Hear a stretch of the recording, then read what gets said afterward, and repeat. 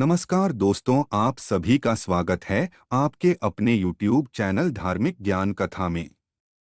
दोस्तों, आज हम आपको एक राजा तथा उसके 7 बेटियों की कहानी सुनाने जा रहे हैं। इस कहानी से आपको काफी कुछ सीख मिलेगी। दोस्तों, अगर आज की कहानी आपको पसंद आती है तो प्लीज चैनल को सब्सक्राइब करिए और वीडियो को लाइक और शेयर करना ना भूले। तो आइए दोस्तों, सुनते हैं आज की कहानी। दोस्तों, यह कहानी बहुत समय पहले की है। किसी नगर में एक राजा रहता था। उस राजा की 7 बेटियां थीं। उस राजा के राज्य में प्रजा बहुत सुखी थी। उसके राज्य में प्रजा को कोई तकलीफ नहीं थी।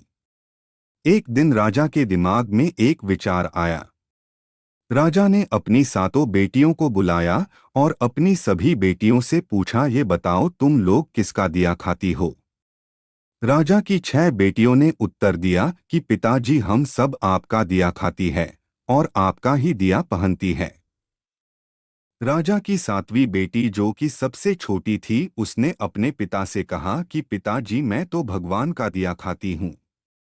यह सुनकर राजा अत्यधिक क्रोधित हो गया। उसने कहा कि सबको मैं खिला रहा हूँ और ये कह रही है कि मैं भगवान का दिया खाती हूँ।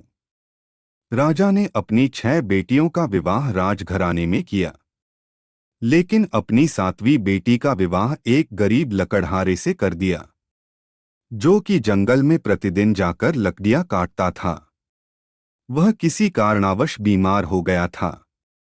वह लकड़हारा एक कदम भी आगे नहीं चल पा रहा था।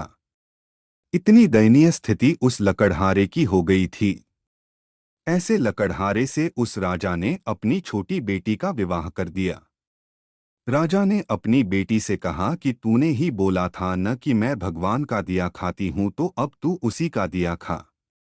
वह लड़की भगवान की इच्छा मानकर खुशी खुशी उस गरीब लकड़हारे के साथ रहने लगी।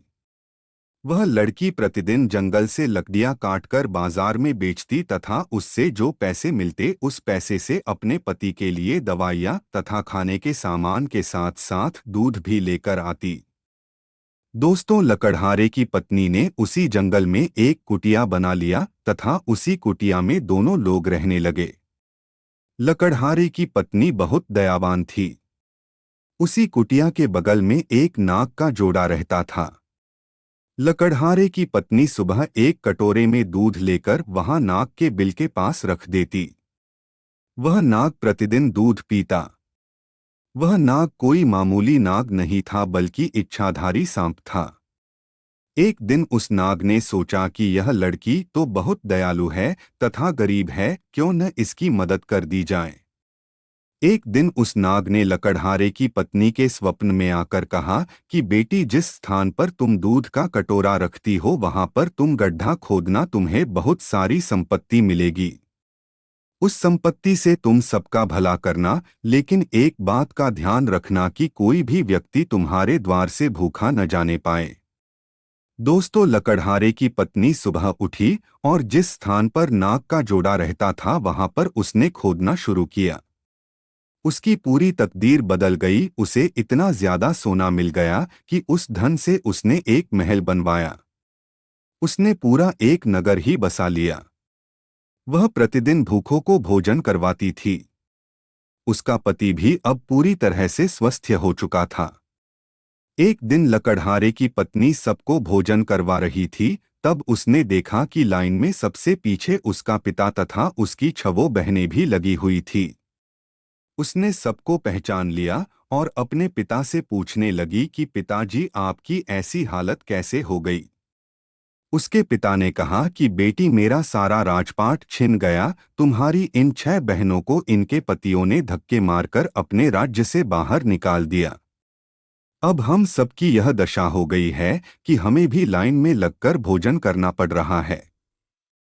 उन सबकी ऐसी परिस्थिति देखकर लकड़हारे की पत्नी ने अपने पिता तथा अपनी 6 बहनों की मदद की। तब उसने अपने पिता से कहा कि देखा पिताजी, मैंने कहा था न कि हम सब भगवान का दिया खाती है। उसके पिता ने कहा, तुमने सही कहा था, अब मुझे भी विश्वास हो गया है कि हम सब भगवान का दिया खाते हैं। दोस्तों, आपको यह कहानी सुनकर बहुत कुछ सीखने को मिला होगा। दोस्तों, इस धरती पर जब कोई बच्चा जन्म लेता है तो वह अपने भाग्य को भी अपने साथ लेकर आता है।